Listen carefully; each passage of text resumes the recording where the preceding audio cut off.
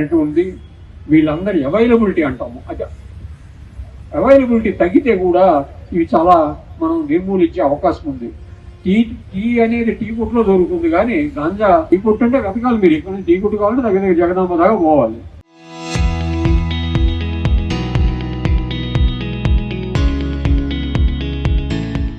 గంజా అంటే మోసుకోవాలి. ఈ పక్కన కిడ్లీ బడ్డీలోనో ఆ పక్కన ఉన్న ఈ కిడ్లీ గల్లీలో దొరుకుతుంది. అంటే మన టమాటాలు అక్కర్లేదు. ఇవాళ వాళ్ళు మెసేజ్లు పెట్టేసుకొని తెచ్చేసుకుంటున్నారు. కాబట్టి ఇది చాలా ఈ బైక్ యాత్ర అనేది జన చైతన్య బైక్ యాత్ర అనేది ప్రారంభించడం జరిగింది. ఈ బైక్ యాత్రలో మలకాపురం నుండి ఇటు భీమిలి, అలాగే స్టీల్ ప్లాంటు, మద్దెలపాలెం, ఇప్పుడు జగదంబ ఇవన్నీ చూసుకుంటూ వచ్చాం. ఈరోజు ముగింపు పెట్టాం. దీంట్లో మేము ప్రధానంగా తీసుకున్న డిమాండ్లు ఏంటంటే, మన దేశంలో కానీ రాష్ట్రంలో కానీ మన జిల్లాలో కానీ డ్రగ్స్, గంజాయి అలాగే మత్తు పదార్థాలు చాలా విపరీతంగా వాడకంలో ఉన్నాయి. దీన్ని ప్రభుత్వం అరికట్టాలి.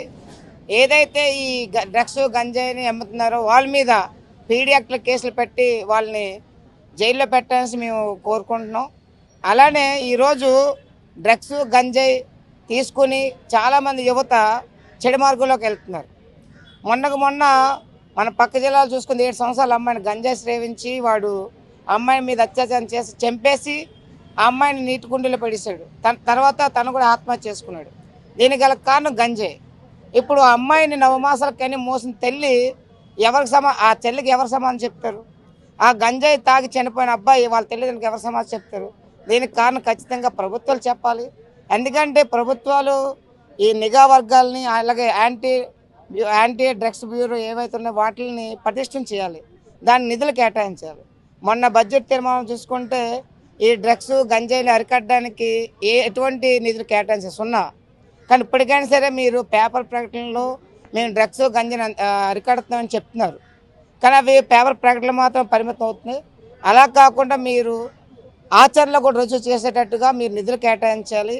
అలాగే ఎవరైతే డ్రగ్స్, గంజాయి తీసుకుంటున్నారో వాళ్ళకి ప్రత్యేకంగా ఏదైనా సరే వాళ్ళ ఆలోచనను మళ్లించే విధంగా కౌన్సిలింగ్ ఇచ్చే కేంద్రాలను కూడా పటిష్టం చేయాలనేసి మేము డిఎఫ్గా డిమాండ్ చేస్తున్నాం.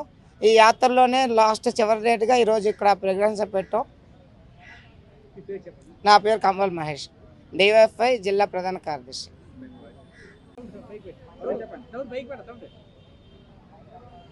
డ్రగ్స్ బారిన పడి యువత మత్తులో చిత్తవుతూ ఉన్నారు. వాళ్ళని దాని నుంచి రక్షించాలని జన చైతన్య యాత్రల పేరిట భారత ప్రజాతంత్ర యువజన సమైక్య డివైఎఫ్ఐ ఆధ్వర్యంలో జన చైతన్య యాత్రలు చేశాము. ఈ సందర్భంగా విశాఖపట్నం జిల్లా అంతా కూడా ఈ యాత్రలు నిర్వహించాము. ఈ జిల్లాలో ఏదైతే డ్రగ్స్ ఉన్నాయో ఈ డ్రగ్స్ చాలా విచ్చలవిడిగా చలామణిలో ఉన్నాయి. వీటిని అరికట్టాలని చెప్పి మేము డిమాండ్ చేస్తూ ఉన్నాము. మా ఈ యాత్రలో అనేక సమస్యలు వచ్చాయి. ఈ ఏదైతే మహిళలు ఈ మత్తు పదార్థాలు సేవించే వాళ్ళు బారిన పడి చాలా దాడులకు గురవుతూ ఉన్నారు, అత్యాచారాలకు గురవుతూ ఉన్నారు. వీళ్ళని దీని నుంచి రక్షించాలని చెప్పేసి కూడా మేము ఈ సందర్భంగా కోరుతా ఉన్నాం. పోలీస్ అధికారులు ప్రత్యేకమైన ఫోర్స్ని ఉపయోగించి ఈ ఏదైతే గంజాయి గ్యాంగులు ఉన్నాయో ఆ గ్యాంగులను ఉక్కుపాదంతో అణచాలని చెప్పేసి కూడా ఈ సందర్భంగా మేము కోరుతా ఉన్నాం. Local to global news at your fingertips. మీ చేతిలో ఒక ఆయుధం. Download Raw TV app. Media legend Ravi Prakash is back.